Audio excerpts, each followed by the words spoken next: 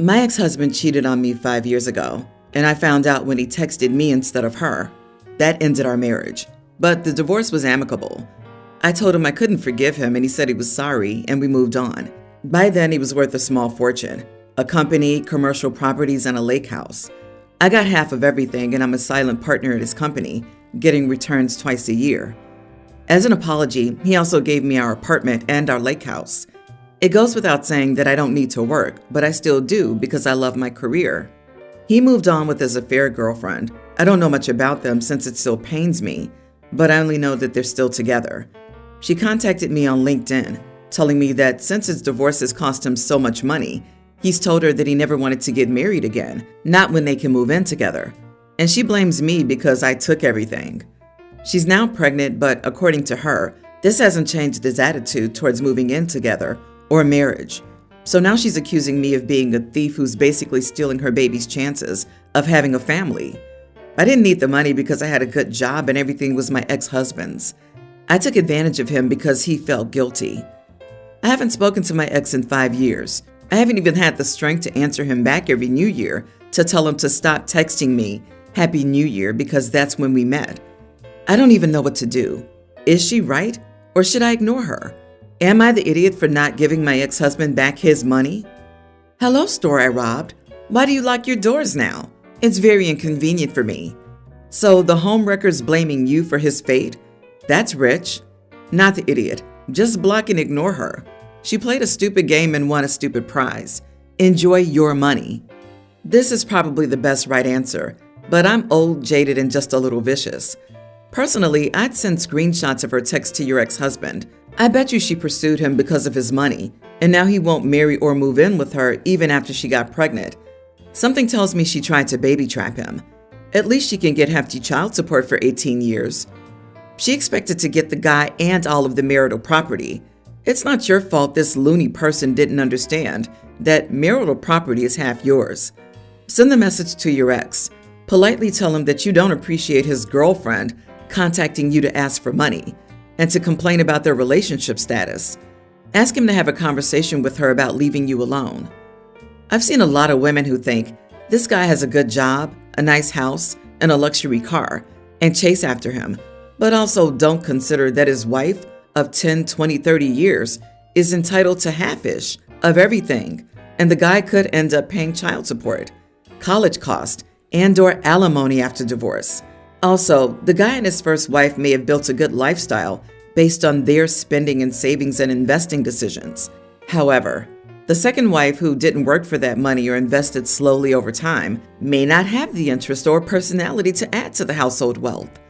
That's the kind of woman who marries the guy and then complains that he doesn't have as much money as she thought. Yeah, he has half as much money, more expenses, and the added burden of maintaining the expectations of the new wife and girlfriend. You deserved everything you got in the divorce. Keep it. Enjoy the lake house. I'm sure your ex can buy another one. Update. Thank you, everyone, for the fast response. I was considering one of 3 options. Tell her off, tell him and forward her message to him, or ignore and block her. The majority are suggesting the latter, and I'm inclined towards that too. To start this off, I'm a Muslim woman who wears the hijab. I cover my hair and most of my body. I do not judge those who do not do the same, nor do I try to impose my beliefs onto others. Everyone will have their own personal journey, and just as I know I'm not perfect, I can't judge others for it either. I, 23 female, recently went to a friend's bachelorette party. Women only, no drinks, just girls being girls and celebrating a friend's soon-to-be marriage. Maya, 24 female, has been a friend of mine since kindergarten, and I'm more than happy to be a part of such a big part of her life. She isn't religious, but she accepts my views and is even going to let me wear a more modest style abaya as her maid of honor. This is to say, Maya understands the hijab and what it means to me, or so I thought. At the party, I took it off as it was just women. We were going to sleep over anyways, so I didn't think anyone was expecting me to sleep in the thing. I always find it funny how they react when they get to see my hair, like I'm secretly Rapunzel or something. We watched a movie, took photos and videos, and generally had a good time. I had no problems with the photos being taken, since my friends are usually respectful and don't post them anywhere. It just stays in our group chat. We went to sleep, and the next day, everything was normal. We cleaned up and I drove home, finally checking my phone. I opened Instagram to the tagged icon and checked it to see myself and the girls on Maya's public account. I quickly messaged Maya, asking her to take it down before anyone else saw, as I couldn't control whether or not some guy was going to see her post, and she refused, saying that there were no other good photos of her. I asked her to simply crop me out or even draw over my hair and neck, but she said that it would look wrong and that I'm overreacting. I insisted that I wasn't, and that she knew I couldn't show my hair to just anyone. Instead of responding to me, she took it to the group chat as some sort of counsel. Half of them agreed that she shouldn't have posted a photo of me without my hijab, and a couple others told me I was overreacting, and no one cared besides me. I should note that one of the most vocal of them who disagreed generally doesn't like me, so she would have disagreed regardless of what I said. Most of us are urging her to take down the post, and now she's claiming we're putting her under a lot of stress, with the wedding only a week away. But I don't see what that has to do with this. Am I really being unreasonable for wanting to be respected? Am I the idiot? Edit. There were about 40 photos, and I was only in 6 of them. People are under the impression that I was in every photo taken. I wasn't, yet I was in almost half of those which were posted. All of the ones posted were candids. Not the idiot. She's not your friend. If a friend of mine asked me to remove a photo with them in it, for whatever reason, they'd be removed from the photo before the day ended. My friends can trust me 100% that I won't put them in a position that makes them uncomfortable. But at this point, you have no control. You can ask her to remove the photo, but you can't control it. Learn from this and don't trust her again. You can't let your guard down around everyone. Everyone's the idiot. If you knew photos were being taken, you probably should have stayed covered up, since at that point, you relinquish control over who sees them. I realize that they usually stay within the group chat, but even then, spouses, SOs, and parents may be privy to them. You probably should have said something to the photographer at the time they took the pics. They probably should have thought about the implications of showing pictures of you with your hair uncovered. I, a young teen female, have a sister who's also my age. I have a June birthday, so I'm among the younger ones in the grade. My sister, Eliza, has a birthday in September of the same year. We aren't biological sisters. I'm technically her cousin genetically. So while I'm one of the younger ones in my grade, Eliza is one of the eldest in hers. She's a grade lower due to the age cutoff. We attend a small private school with only one class per grade, about 20 to 30 kids. The school recently recommended that she be skipped a grade because she's advanced. My parents jumped at the opportunity because they've been trying to convince the school to let her in my grade forever. I got really upset because a few years ago, the school offered me the same opportunity. However, my parents denied it because I was too young. But since Eliza has a later birthday, my parents see no problem with her moving up a grade. This made me incredibly mad, and I yelled at them for being hypocritical about who could skip a grade just because of birthdays. I said it was stupid to base our academic abilities based on our ages. I said that they were holding me back but allowing Eliza to move up just because she was older. My parents told me I was being immature about the situation and needed to get over it because keeping Eliza a grade below me wasn't fair. I was even more livid when they said that because I meet the qualifications just as much as she does to move up. I could have been an incoming junior, but they denied me the opportunity because I was younger in the grade. However, they want Eliza to move up to sophomore year just because she has a birthday right after the cutoff date. I've been giving them the silent treatment for the past few days, and now I'm wondering, am I the idiot? Edit. Eliza's been rubbing it in my face about how we're going to be in the same grade and how it must suck not being smart enough to skip a grade. She's been trying to get under my skin the last few days to rub salt in the wound. I'm leaning toward not the idiot. Siblings in the same grade can cause massive conflict. Eliza may not be as mature as she's getting in your face about it. Ignore Eliza. Keep your eyes on the prize. Getting a college scholarship and getting out of Dodge.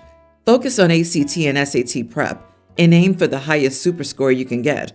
Next time she gives you crap about skipping a grade, look her straight in the eye and say, "The school also wanted me to skip a grade, But our parents thought you were too weak to see me move ahead of you again. It's a pity you're so pathetic. You seem more mature than some people here. Hear me out, OP. You're the perfect candidate for living well is the best revenge. Forget Eliza. Who cares if she thinks she's smarter than you? Maybe that's what she needs. In 3 more years, you'll be leaving her behind. Make nice with your parents, apologize, kiss their butts. You're gonna need them to fill out your FAFSA. My husband and I had been together for 7 years. I have a young teen son with my ex and an infant with my husband. Since I gave birth, my husband's been weird. He's super hands-on and attentive, loves our daughter more than anything, and has been super helpful overall. But he's changed. His patience with my older son is completely gone. He's quick to snap and say that we don't respect him. He often says, "I worked all darn day," when it comes to darn near everything. He's been incredibly stressed out about finances. He often vents and tells me he feels like he's failing and isn't providing enough. Since I know there's a deep-rooted issue and that therapy would probably be a good thing, but he always says, "I don't have the time for therapy. I'm always working," even though he works 5 a.m. to 3 p.m. with the rest of the day off, and every Thursday and Friday he has days off. I work from home with a flexible schedule, but the same overall hours as him. Anyway, not even 3 months ago, I literally told him that if he didn't change, I couldn't stay. He was acting bipolar, laughing one minute and being absolutely angry about seemingly nothing the next. He was persistent and pleaded that he would do better, and he absolutely did up until 2 weeks ago. So we were all hanging out in the kitchen, kids included, and I let my son hang out later than bedtime because we were having a good time playing board games.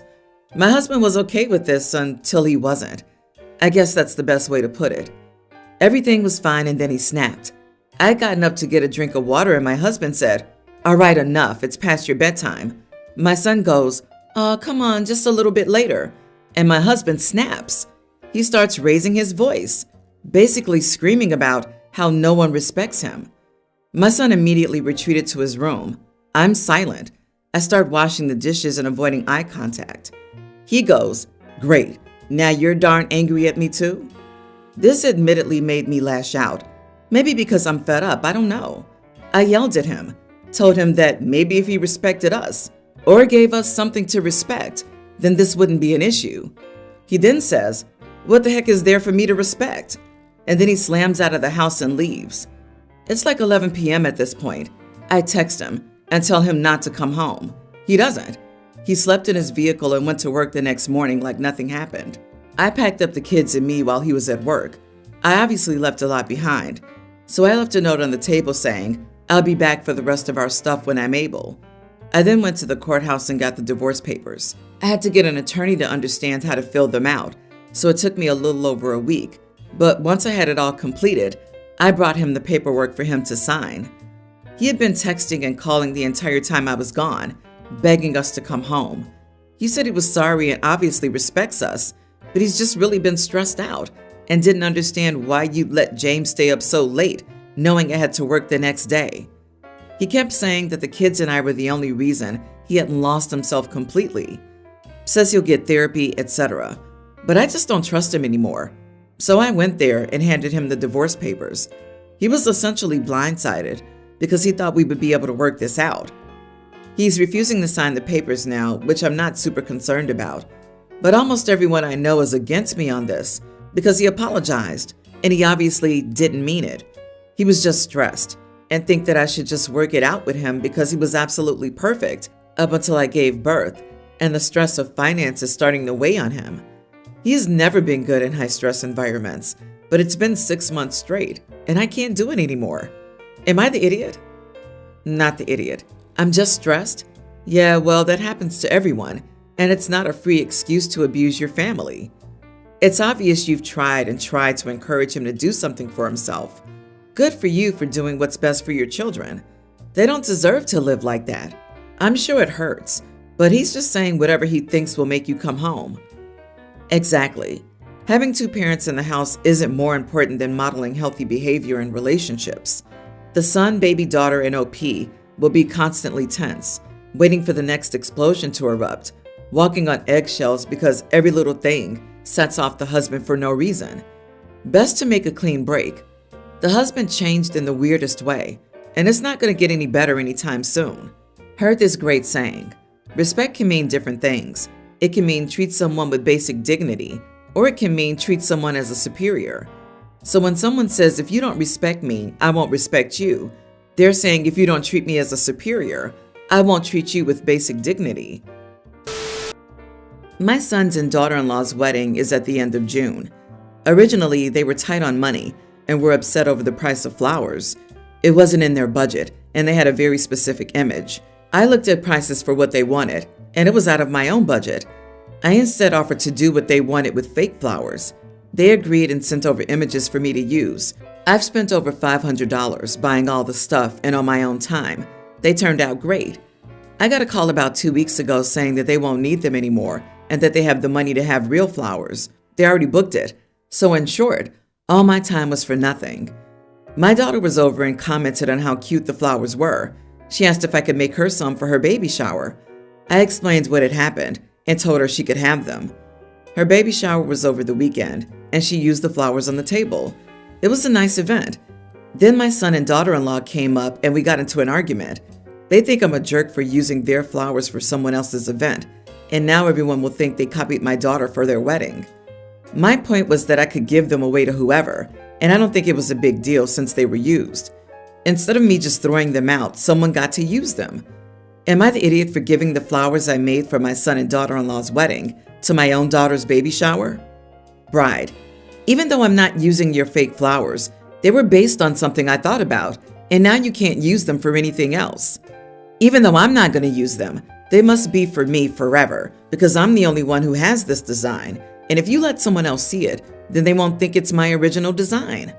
Rest of the world: you don't own flower designs. You did nothing wrong, and I'm pretty sure they didn't send you a payment for your time, labor, and effort in making all those centerpieces. You had a nice time, and the couple was completely wrong. Not the idiot, but you raised an ungrateful son, and he's marrying an ungrateful woman. It was very rich of them to call them their flowers, when not 1 cent was paid to reimburse mom for her wasted efforts. Also, who the heck is going to notice that they're the same flowers at a wedding weeks later? Who the heck do they think would even care enough to compare? How absurd. They owe you $500 and an apology. They didn't provide either.